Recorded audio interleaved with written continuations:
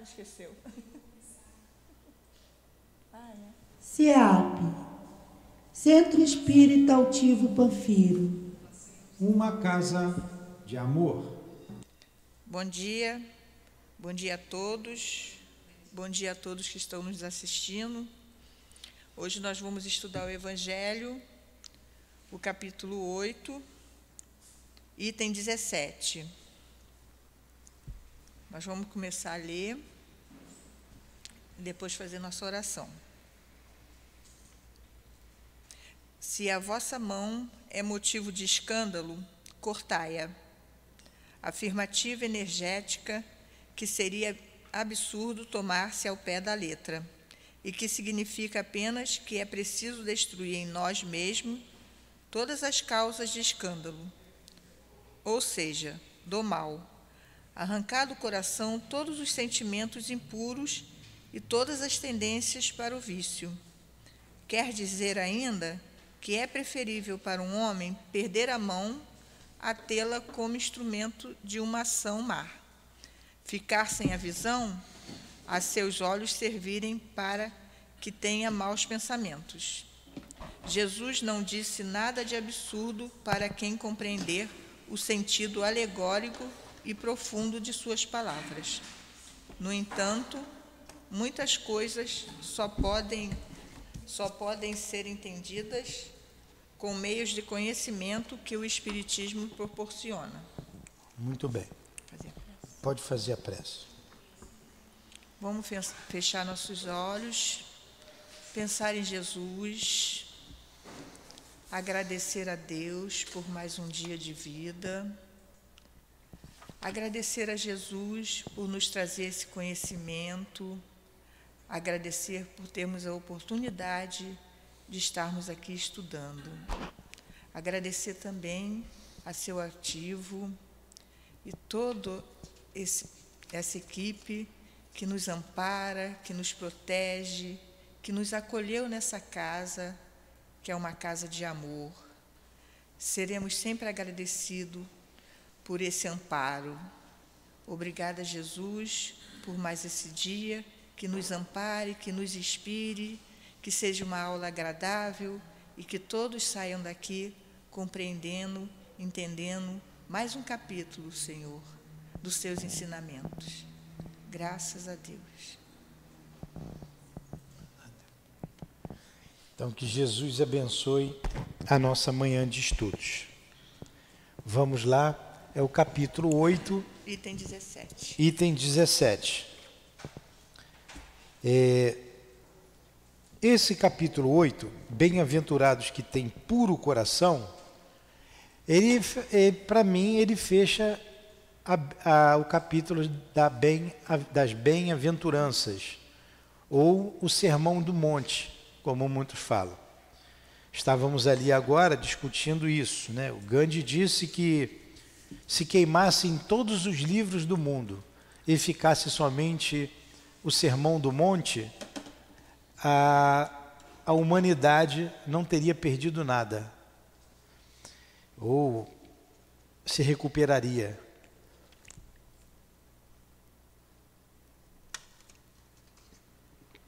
A beleza do Sermão do Monte. E essa bem-aventurança, o capítulo 8, que ele diz, bem-aventurados que têm puro coração, porque verão a Deus, é a sublimidade das bem-aventuranças. Porque para você ver a Deus, você precisa ter o coração puro. E para ter o coração puro, você precisa ter todas as outras bem-aventuranças conquistadas. A humildade, que é bem-aventurados os pobres de espíritos, né? Trata-se da humildade. Bem-aventurados os pacíficos. Você tem que ter conquistado tudo isso. A pacificidade, a humildade, a simplicidade, a justiça, amor à justiça. Porque com todas essas conquistas, somente com elas, você terá o coração puro. E com o coração puro você vai ver a Deus. E a gente escuta irmãos nossos dizerem, eu vou ver Deus face a face. Primeiro, como se Deus tivesse face, né? É o ser antropomórfico, o Deus antropomórfico. E segundo, que tem que comer muito feijão com arroz para chegar lá, né? Muito. Aí ele diz aqui, se a vossa mão é motivo de escândalo, cortai-a. A nossa Sandra leu agora. Qual é o escândalo que a mão pode provocar? Que tipo de escândalo a nossa mão pode provocar? Roubar, matar, o que mais? Bater, agredir.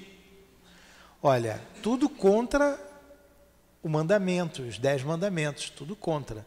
Matar, agredir, bater, e contra algumas bem-aventuranças. Quem agride não é manso. Então vamos cortar a mão se a gente bater em alguém, se a gente tem vontade de bater em alguém, se a gente roubar. Quem faria isso de sã consciência? Quem cortaria a mão? Ninguém. E o que está implícito aqui então, nessa ideia? Qual é a ideia implícita nessa frase? Se vossa mão é motivo de escândalo, cortai-a. A reencarnação. A reencarnação. Porque no corpo você não vai cortar a mão. Mas antes de encarnar, antes de voltar à Terra, de reencarnar, você tendo uma visão de espírito, como espírito imortal, e que você, espírito, é que tem que crescer, e você viu que a sua mão é motivo de escândalo, você não vai ter um segundo pensamento, senão nascer sem a mão. Vamos pegar um exemplo que está na obra doutrinária. No livro Memórias de um Suicida, o nosso Mário Sobral. Qual a história do Mário Sobral? Ele era casado, tinha filhos e tinha uma amante. Mas ele era apaixonado pela amante, ele se apaixonou com a amante. Mas a amante só queria lá o dinheiro dele. E a amante diz para ele assim: não quero mais você, vou-me embora. Ela era uma brasileira, ele português. E ela: não quero mais saber de você. E ele conta que ela ia embora com outro brasileiro. Ela só usou o Mário, né? O Mário implorou, o Mário chorou, o Mário pediu: não faça isso, não faz isso. E ela já estava decidida: não quero mais saber de você. O que o Mário faz? Ele agarra ela pelo pescoço e mata ela, estrangula. Estrangulou. Diante daquilo, ele faz um outro ato grave. Ele pega o lençol que estava lá, amarra lá no sobral lá da casa e se enforca. E se mata. Então ele é suicida e homicida. E passou lá, conta a história lá do umbral, né, como é que é o nome lá? Do Vale dos Suicidas. Ele já está recuperado, recuperado entre aspas, né? Lá na colônia Maria de Nazaré. E ele se sente muito culpado. Muito culpado. A culpa dele é muito grande. Ele diz assim: meu Deus, o que eu fiz com as minhas mãos? Eu fui... E ele até tem um momento, quando fala de Jerônimo, que é um outro comparsa, que estava preso num lugar chamado a Torre de Vigília, que era um manicômio. Ele diz assim: mas por que Jerônimo veio para cá? Ele amava tanto a sua família. Por amor foi que ele fez... Jerônimo deu um vacilo lá contra as normas da casa e teve que ficar isolado. Então ele fala bem do Jerônimo. Jerônimo fez tudo por amor, mas eu não. Eu reneguei a minha família, sou duplamente ou triplamente culpado. Eu reneguei a família, eu matei e eu me suicidei. Eu não sou digno disso. Olha a culpa dele. E o braço dele já se via, bom dia, o braço dele já ficava paralisado. E ele dizia assim: eu não sou digno de ter as minhas mãos. Eu não sou digno de ter as minhas mãos. E lá ele já se via sem os braços. O braço dele os braços foram ficando paralisados. Lá no mundo espiritual, tal a culpa. E ele chorava muito, ele conversava. Estou esticando aqui um pouco o assunto do Jerônimo, do Mário Sobral, que é muito interessante. E ele está conversando com um médico lá, o de Canalejas, o Roberto de Canalejas, sobre a situação dele. E o Roberto disse assim: você já conversou com a direção da casa? E ele disse: sim, já conversei com a direção, mandou que eu orasse, pedisse a Maria, porque Maria, mãe de Jesus, é responsável lá pela colônia, que orasse, pedisse forças a ela. Ele disse assim: então, Jerônimo, é uma conversa longa e que todos ficam tristes ouvindo aquela conversa. Mas o espírito, lá o médico, levanta a cabeça dele, porque ele estava muito para baixo. Diz assim: mas o que são 60 anos na Terra, 50, 60 anos de dor diante da eternidade? E encoraja-o. Então ele diz lá que ele vai nascer sem os braços.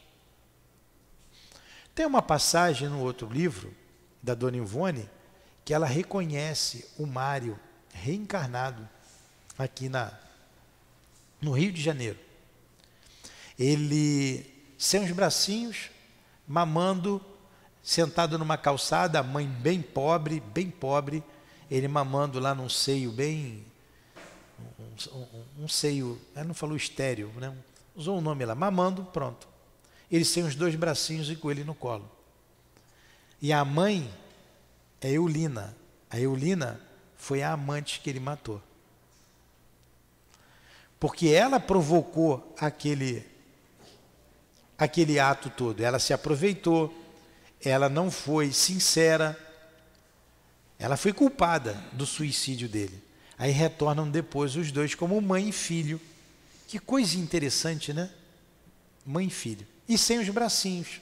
Então o que ele fez? Olha o que diz aqui o Evangelho, que diz Jesus: se a vossa mão é motivo de escândalo, cortai-a. Entendeu agora o que é cortar a mão? E vocês vão entender também quando ele diz: se o vosso olho é motivo de escândalo, arrancai-o. Essas palavras têm que ser compreendidas no sentido transcendental. Quem que vai arrancar o olho? Quem tem coragem de meter o dedo no olho e arrancar? Mas nasce cego.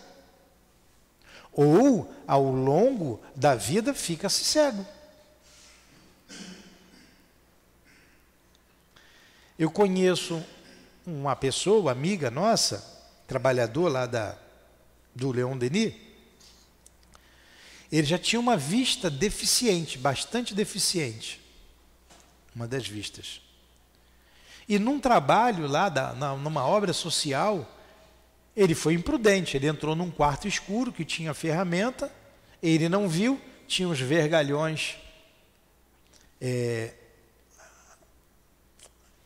guardados, né, no alto, como é que chama? Assentado ali no alto. Imagina essa mesa aqui com os vergalhões. Ele entrou e o vergalhão entrou numa das vistas dele. A vista boa. A outra estava quase apagando. Na boa, que ele enxergava, conclusão, ele perdeu a vista. E acabou ficando cego dos 2 olhos, que a outra ficou deficiente, não teve jeito.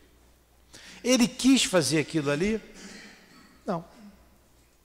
Mas cabe no entendimento dessa parábola. Se o seu olho for motivo de escândalo, arranca-o. Ele ainda viveu quase que a vida toda enxergando. Está encarnado ainda.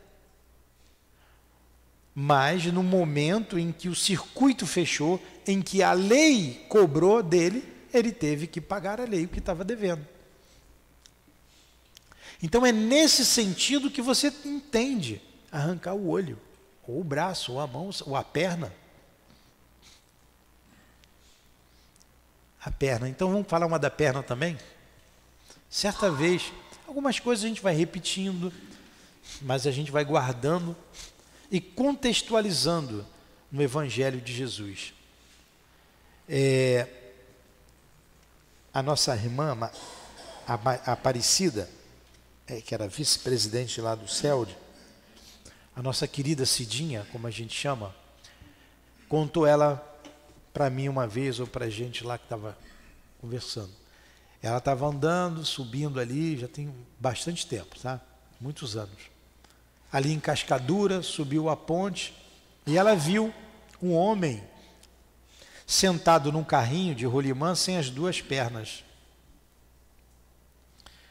vendendo balinha ou pedindo esmola, um negócio desse. E ela viu e disse assim: meu Deus, que homem bonito, que pecado. Ela viu um homem saudável, bonito, da cintura para cima, sem as pernas. E ela cometeu que pecado, ela falou, né? Que pecado, ficar assim. Ela era um médium ostensivo, né? Bastante ostensivo. Ela viu o quadro do homem chutando a barriga de uma mulher grávida. Olha como é bom o esquecimento do passado, né? Se a gente visse isso, pô, Deus te marcou para nos perder de vista, né? Não é à toa que isso aconteceu, né? Essas coisas que falam por aí, né? Essas crueldades. Aí ela viu a cena. Se a sua perna for motivo de escândalo, arrancai e atire para bem longe. É melhor que entre no céu sem a perna do que ser lançado no fogo do inferno com elas. É melhor que chegue no reino dos céus sem um olho ou seja lançado no fogo do inferno com os olhos. E por aí vai. Entenderam então essa passagem? Ficou bem claro? Querem perguntar alguma coisa? Continua. Instrução dos Espíritos. Deixai vir a mim os Não, pequeninos. está aqui a 17, a gente está na 17 ainda. Não, você leu, a gente está estudando agora. Para ler, eu chego aqui e a gente lê direto o Evangelho todo. A afirmativa enérgica. Agora eu me perdi. A afirmativa enérgica, que seria absurdo tomar ao pé da letra, que significa apenas que é preciso destruir em nós mesmos todas as causas de escândalo, ou seja, todo o mal. Ficou claro agora, né? Você já tinha lido essa. Vamos lá devagar. Arrancar do coração todos os sentimentos impuros e todas as tendências para o vício. Olha lá o Jerônimo, tirar o sentimento impuro da mão que assassinou. Quer dizer que ainda que é preferível para um homem perder a mão a tê-la como instrumento de uma ação má. Ficar sem a visão, a seus olhos servirem para que tenham maus pensamentos. Jesus não disse nada de absurdo para quem compreender o sentido alegórico e profundo de suas palavras. No entanto, muitas coisas só podem ser entendidas com os meios de conhecimento que o Espiritismo proporciona. Como que os irmãos evangélicos entendem essa passagem? Não sei, acho que eles pulam a página. Como os irmãos católicos entendem essa passagem? Acho que eles pulam a página também, então arrancar essa página. Porque sem o entendimento da reencarnação, não se compreende isso.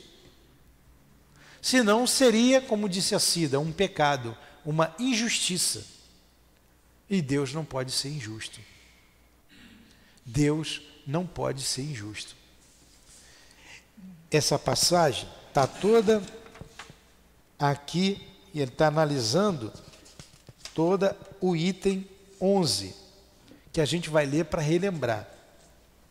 Se alguém, no item 11, se alguém se escandalizar, Se alguém escandalizar desses pequeninos. Vamos devagar. Se alguém se escandalizar, um destes pequeninos que crê em mim, melhor seria para ele que lhe pendurasse ao pescoço uma dessas mós que um asno faz girar e que o lançasse no fundo do mar. Aí a gente tem que entender o que é a palavra escandalizar, é o que ele vai explicar ali nos itens posteriores, no 12, no 13, no 14. Essa primeira parte aqui, nós não vamos entrar nessa parte porque já passou. Aí ele diz: ai do mundo por causa dos escândalos, pois é necessário que venham os escândalos, mas ai do homem por quem o escândalo vem. Um dia desses alguém perguntou para mim, eu falei sobre essa passagem, onde está escrito isso? Eu falei, no Evangelho. Era no Evangelho? Eu nunca vi isso no Evangelho. Mas está aqui, ó. Está no Evangelho. Evangelho. Mateus 18, versículos 6 a 11, de 29 a 30.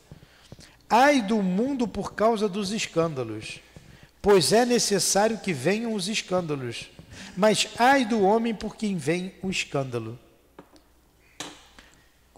O que é o escândalo? O mal. O mal é necessário ainda na terra, porque nós somos maus. Mas ai do homem que pratica o mal. Ai do homem que pratica o mal. Então, se entrar um ladrão aqui e me dar um tiro e eu morrer aqui, na frente de vocês, vou pegar a mim, para ninguém ficar aí com medo. Deus permitiu. Não permitiu? Então eu estava devendo a lei. Agora Deus trouxe esse homem até aqui para ele fazer isso comigo? Não. Ele foi motivo do escândalo. Ele voluntariamente quis ser o motivo do escândalo. Ele. Então, o escândalo há de vir. Mas ai daquele que é motivo de escândalo. Ele quis ser assassino. Ele vai ser punido por isso. Eu poderia morrer de morte violenta de outras maneiras, sem que a lei precise de que alguém seja motivo de escândalo. Eu posso perder meu braço ao longo da minha vida. Ninguém precisa vir cortar meu braço. Vou abrir um parênteses. Eu acho que eu tinha que perder o braço. Eu acho. Porque eu levei um tombo e eu já não tenho quase força aqui. Parece que às vezes eu faço assim com o braço. Vocês já viram, né? O outro disse que eu tinha um cacuete, ó. A sua tem um cacuete, né, com o braço, né? Eu falei, não tem um cacuete, eu não consigo levantar o braço, eu não consigo fazer aqui para tomar o café. Às vezes eu faço com a outra mão para ajudar. Ou então eu tenho que fazer assim, ó, porque eu vou usar uma outra musculatura, né, para eu tomar o café. Ó. Aí ó, o meu bracinho aqui, parece uma asinha, né? Tem que ser assim, ficou assim. Porque eu perdi aqui 1, 2, 3 ligamentos. E não pude operar porque estava no meio da pandemia. Um tombo que eu levei. Levou um tombo. Cadê Deus que não segurou? Cadê os bons espíritos? Por que deixou isso acontecer? Poxa, provavelmente era para eu perder o braço. E a misericórdia de Deus manteve o braço. Agora mesmo que eu não vou operar, né? Já estou acostumando, já consigo fazer tudo, eu faço assim, levanto. Só para esse movimento que fica mais difícil. Os outros, todos a gente tem. Não precisou de ninguém pegar e cortar meu braço. Talvez se alguém fizesse isso, ia tirar de uma vez, ia decepar. Não precisou ter um acidente espetacular, um carro bater, envolver outras pessoas. A lei se encarregou. Um momento aconteceu, pode ter sido imprudência minha, pode também ter sido, não era para acontecer, foi imprudência minha, pode ser tudo isso. Mas pode também pode ser, eu não sei de nada, nós não sabemos, também pode ser, tá? Não estou afirmando, em que eu levei um tombo e perdi parte do movimento. Pelo trabalho que está fazendo, pelo esforço e pela misericórdia de Deus. Não pode ser isso? Pode ser. Pode ser. Não é nada disso, é que você foi imprudente mesmo. Pode ser também, pode ser. Mas de qualquer forma, se tivesse que acontecer, não precisou de ninguém ser o motivo de escândalo. Vai que o Luiz ficasse com raiva de mim e me cortasse o braço. O Luiz ia ficar com um problema para ele. E se eu não me revoltasse, eu estaria quite com a lei de Deus e Luiz com um problema com a lei de Deus. Graças a Deus, ninguém foi motivo de nada. A gente se quita com a lei, essa parte foi quitada e a vida segue. E ele continua aqui, no item 11. Prestai bem atenção, não desprezeis nenhum destes pequenos, pois eu vos declaro que no céu seus anjos veem incessantemente a face de meu Pai, que está nos céus, porque o Filho do Homem veio salvar o que estava perdido. Não escandalizeis nenhum desses pequenos. Esses pequenos aqui não são só as crianças. Todos que se encontram em condições de inferioridade, em condições de cerceamento da sociedade, seja ela qual for, até preso. Como são tratados os presos no mundo espiritual? Com o Evangelho, todos os dias. Deus não quer a morte do ímpio, mas que ele se converta. Lá em Ezequiel, Deus não quer a morte do ímpio, antes que ele se converta. Então a gente não pode escandalizar ninguém. Aí vem essa parte agora que a gente está estudando. Se a vossa mão ou o vosso pé for motivo de escândalo, cortai-os e lançai-os bem longe, e lançai-os longe de vós. É bem melhor que entreis na vida com um pé ou mão a menos, do que tendo duas mãos ou dois pés, serdes lançados no fogo do eterno, no fogo eterno. Agora ficou claro lá o exemplo, né? Não ficou? E se vosso olho é um motivo de escândalo, arrancai-o e jogai-o longe de vós. É melhor que entreis na vida com um só olho, do que ter os dois e serdes lançados no fogo do inferno. Mateus. Entenderam bem agora a passagem? Não dá para você interpretar o pé da letra. Teve um noticiário, um dia desse aí no jornal, que o camarada, ele era evangélico. Não sei se o que é a posição que ele tinha lá. E ele tinha desejos com as crianças. E ele se suicidou. Ele se jogou, se suicidou. E resolveu o problema? Continuou com dois problemas. Além do desejo, que é do espírito, o suicídio. Por quê? Interpretou aqui ao pé da letra.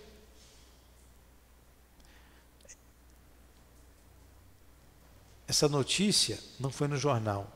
Uma pessoa que me contou. A do jornal, que saiu no jornal, foi que o camarada tinha desejos também por crianças, pedofilia, né?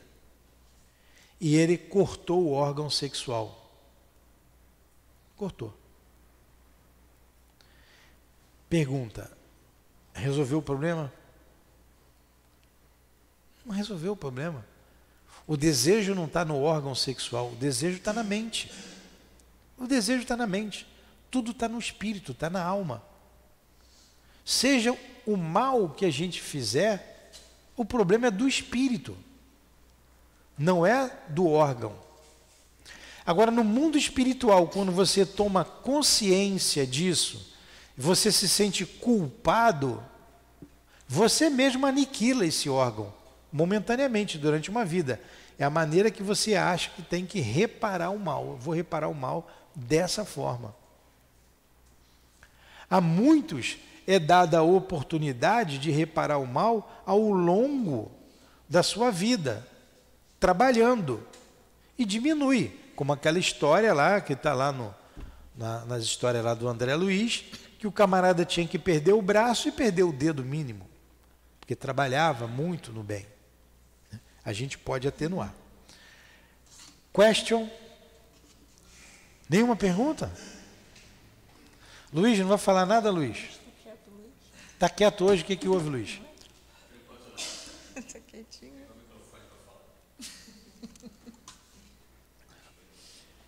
Então vamos continuar.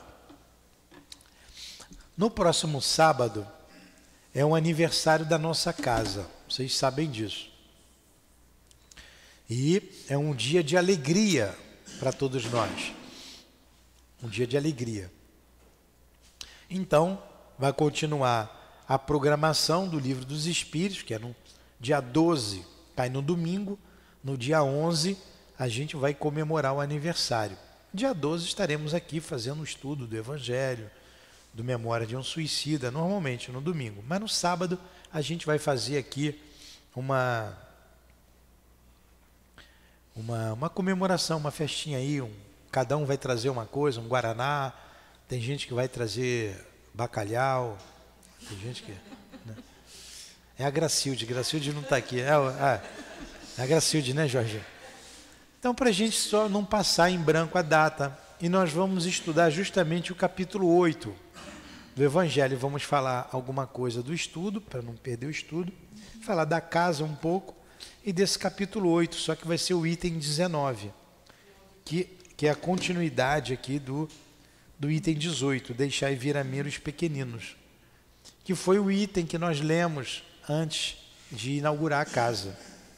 Coincidentemente, vocês já sabem, a gente pegou as chaves aqui do SEAP no Dia dos Namorados.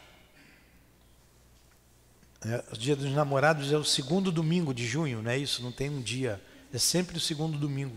Todo ano o senhor dá presente para ela, né? Aí a gente faz aqui o nosso estudo no Dia dos Namorados. E será esse item, será o item 19. O 19 é a continuação do 18. Então vamos lá.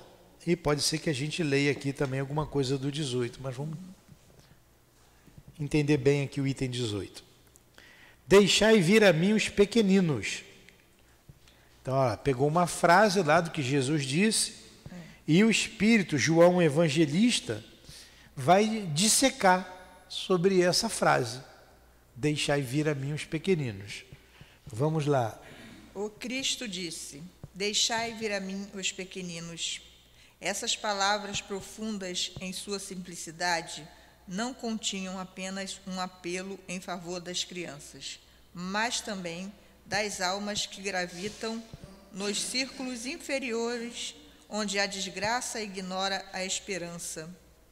Jesus chamava para si a criatura adulta ainda em infância intelectual, os fracos, os escravos, os viciosos. Ele nada podia ensinar à infância física, presa na matéria, sob o domínio do instinto, e não pertencendo ainda à ordem superior da razão e da vontade, que se exercem em torno dela e em seu benefício. Tá bom, vamos ver esse pedaço.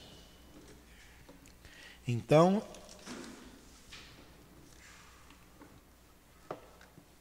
Jesus disse: deixai vir a mim os pequeninos. Não dá para entender somente ao pé da letra. Eu vou pegar uma balinha para a garganta, tá? Senão eu vou tossir.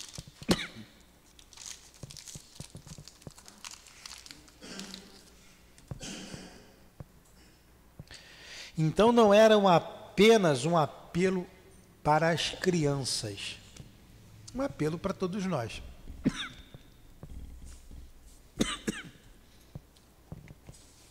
Eu vou interpretar da mesma maneira que eu falar aqui com vocês. No sábado, às 17 horas. Então a gente convida todos vocês a virem no sábado, 17 horas. Teremos a nossa reunião normalmente às 10 e às 17, a comemoração.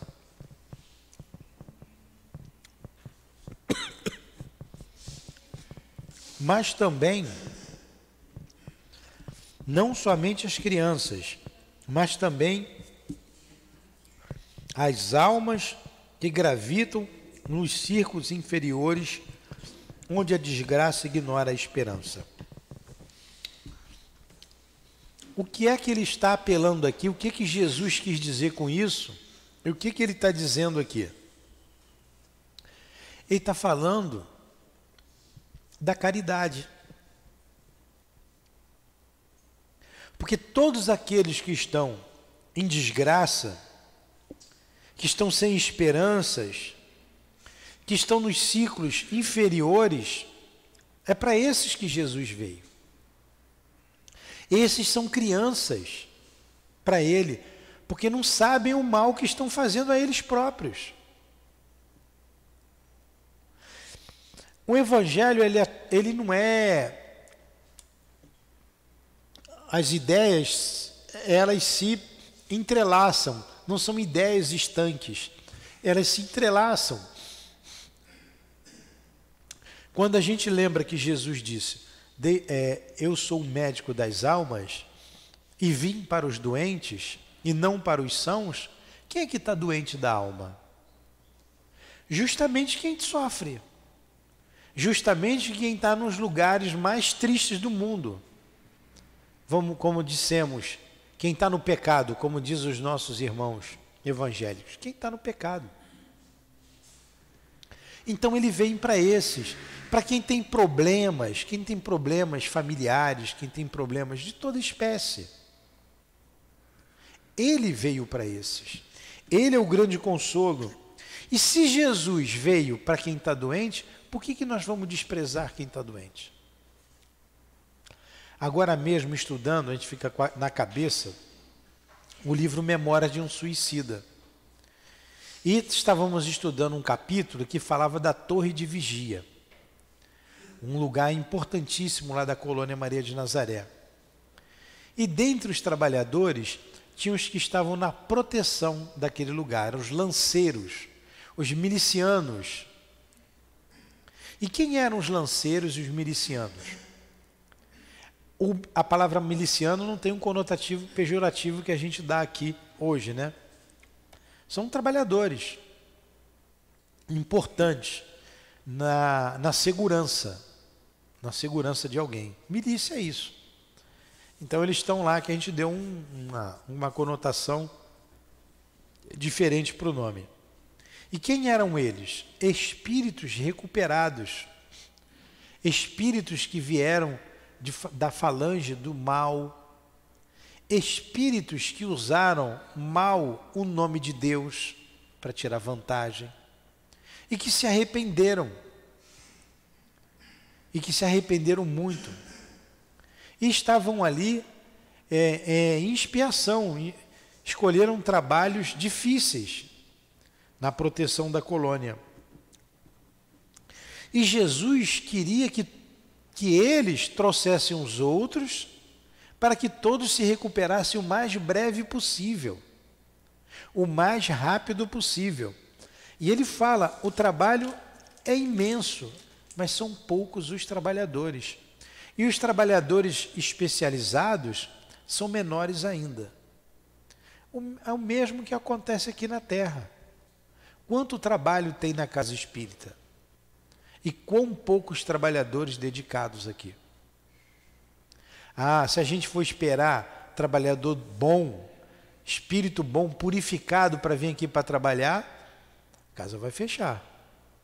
Aí tem que pegar Guilherme, Luciana mesmo, Luiz, né? O Jorginho é gente boa. Né? Tem que ter o Newton mesmo aqui. Porque se for esperar bondade, não... Então pega o trabalhador de boa vontade que quer se modificar, que se arrepende das bobagens que fez e quer melhorar, está fazendo um esforço de melhora. E aqui estamos nós, estamos estudando para a gente modificar a nossa maneira de pensar, de agir, ver o mundo de forma diferente, ver a vida de forma diferente e auxiliar. Trazendo outros trabalhadores, convencendo outras pessoas, sobremodo com as nossas atitudes, né, com a nossa maneira de ser. Então Jesus veio para esses. Ele não veio só para os bons. Se Jesus viesse à Terra para quem é bom, Para quem que Jesus viria? Então ele veio só para o Chico. Para quem mais? Dá para contar no dedo, né? Quem mais que Jesus veio? E esses mesmos não se consideram bons? A maioria dos habitantes do planeta Terra, seja do mundo material, do mundo espiritual, somos inferiores, somos espíritos imperfeitos. Então ele veio para nós, para todos nós, para os doentes mesmo, ele veio para a Terra. Somente, como nós dissemos, quando a Terra for um planeta ou um mundo divino, que só vai ter espírito superior, aí será diferente. Então ele veio para a gente, para todos nós, ó, onde a desgraça ignora a esperança. Jesus chamava para si a criatura adulta ainda em infância intelectual. E a gente pode dizer infância intelectual, infância moral. Se o intelecto engendra o progresso moral, então intelectual e moral, ele veio para esses. Como nós não abandonamos as crianças, os nossos filhos. Fala, Luiz. Jesus veio para todos nós, né? Mas também ele falou que cada um tome a sua cruz e me siga. E a gente não quer pegar a nossa cruz, né? É como nós dissemos, o evangelho está todo entrelaçado, é todo ligado. E não, cada um tem que fazer a sua parte. Pegar a sua cruz e seguir é fazer a sua parte. Não tem jeito. Jesus chamava para si a criatura adulta, ainda em infância intelectual, os fracos, os escravos, os viciosos. A casa espírita faz isso. Aqui na passe de cura que a gente tem quarta-feira, só vem gente doente. Viciosos, de todos os matizes. A casa espírita está fazendo isso, é ou não é? E fora nós que estamos aqui, que ninguém sabe de ninguém, cada um, né? Cada um está escondidinho dentro de si próprio. O médium é um cara doente. É um médium, né? Já traz a nossa doença. A gente não sabe o que o outro sente. Às vezes, quando a gente está quase explodindo, a gente quer falar com alguém, comentar com alguém das nossas dores. Vocês estão achando que estão muito picado isso, muito pequenininho? Quer que ande mais? Não? Tá bom? É para a gente ir pensando. É para ir pensando. A gente vai pensando. Ele nada podia ensinar em infância física, presa da matéria. É claro, não dá para ensinar a criança. O que a gente aprende não dá para a criança aprender.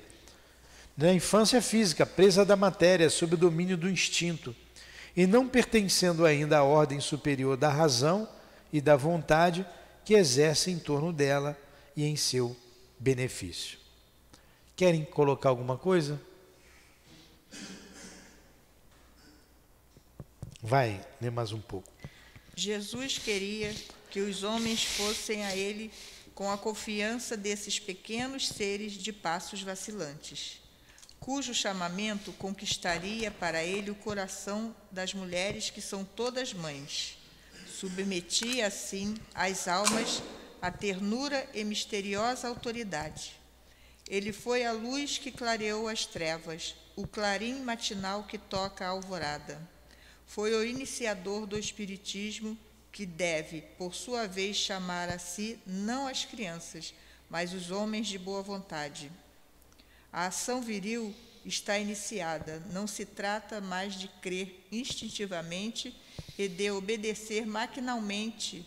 É preciso que o homem siga a lei inteligente, que lhe revela a sua universalidade. Saiu. Então, agora a gente age com a inteligência, com a razão, a fé e a razão. Vamos lá, palavra por palavra aqui, frase por frase. Jesus queria que os homens fossem a ele com a confiança desses pequeninos seres passos vacilantes, cujo chamamento conquista para ele o coração das mulheres que são todas mães. Não é bonitinho a criança vir, né, confiando em você, dando aquele passinho com a mãozinha para você segurar? Eu tenho uma netinha que está aprendendo a andar, está com 8 meses. Ela dá os passinhos, mas vai com a mãozinha, né, para você segurar, porque ela não tem confiança, ela não tem segurança. Né? A gente pega, fica feliz, ela fica feliz que segurou, você solta um pouquinho, é isso que Jesus está falando. Você tem que fazer o esforço para ir a Ele. Olha aí o evangelho ligado um ao outro, a lei do trabalho. A criança está fazendo esforço para andar, aí você segura, você vibra com ela.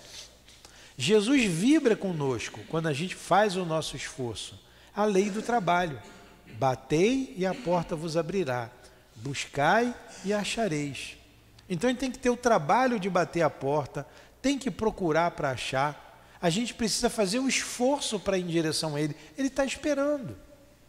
Enquanto a minha netinha só engatinhava, eu não estendia a mão para ela andar. Agora ela está andando. Ela levanta sozinha, dá um passinho, mas precisa segurar em alguma coisa.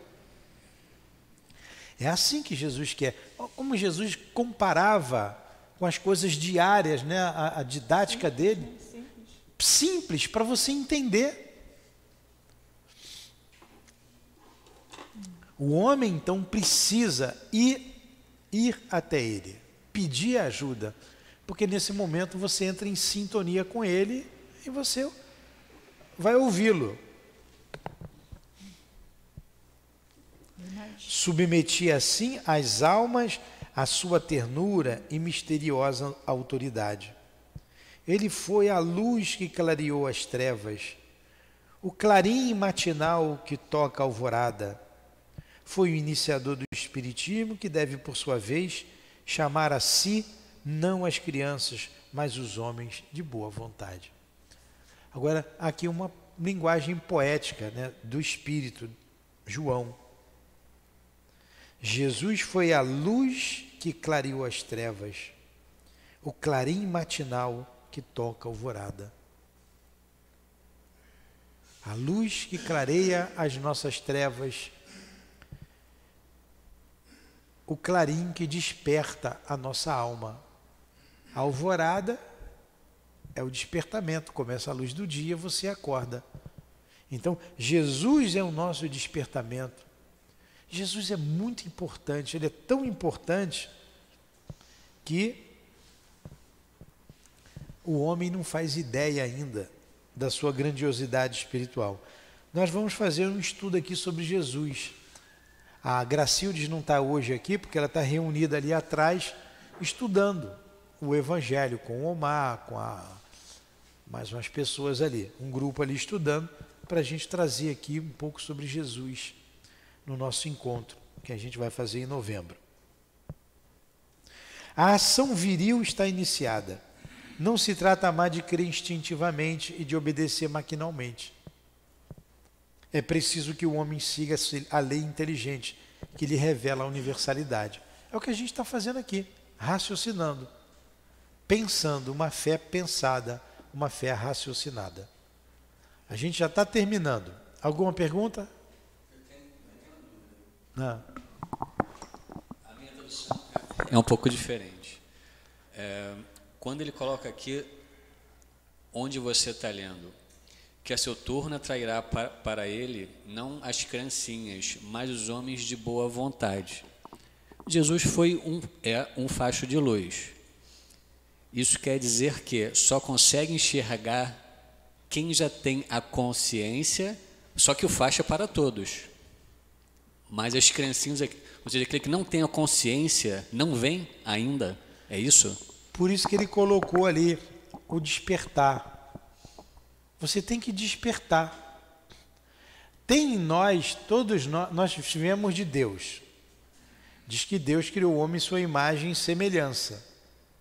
Sua imagem e semelhança é porque ele nos fez perfectíveis, não perfeitos, perfectíveis. Então a gente tem em nós o amor. Deus é um amor puro. A gente tem em nós o livre-arbítrio. Deus é a liberdade plena. A gente tem em nós a vontade. tudo que Deus fez foi pela vontade. Então, por isso que ele é a inteligência suprema, no máximo a vontade dele. Então, ele colocou implementos em nós que a gente vem desenvolvendo.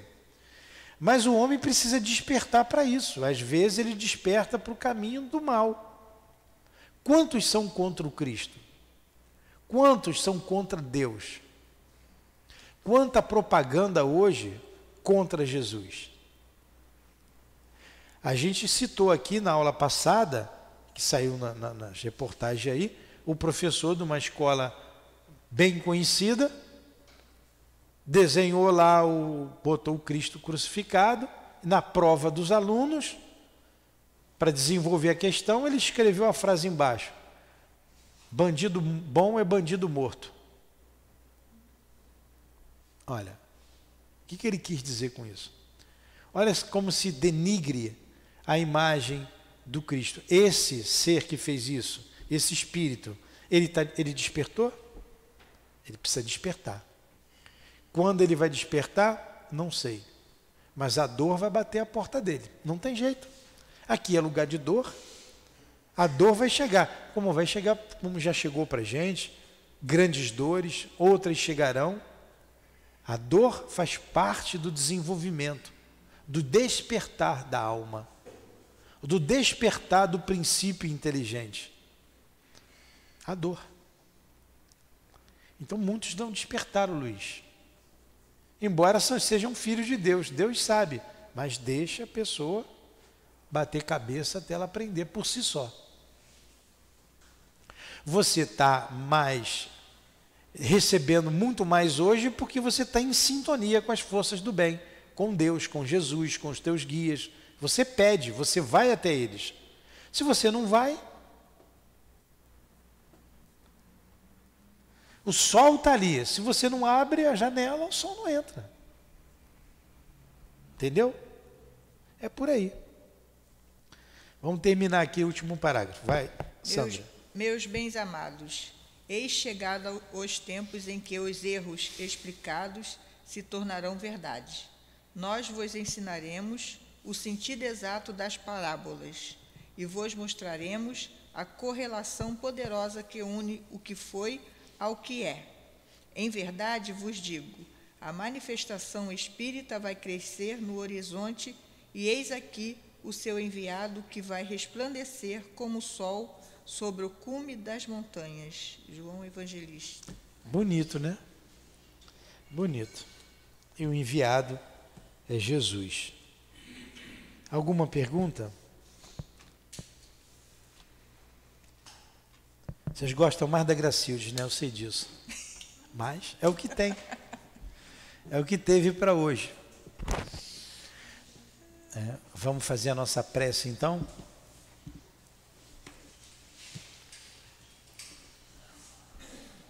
Faz, Sandra, prece. Senhor Jesus, mais uma vez, estamos aqui reunidos, estudamos um pouco dos seus ensinamentos.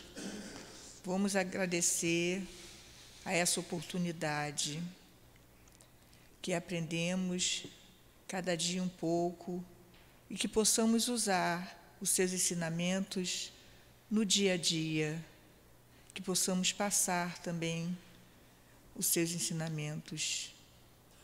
Que Jesus proteja essa casa, que jogue sua luz sobre todos e o seu amor, esse grande amor que ainda não compreendemos, mas que um dia vamos chegar lá.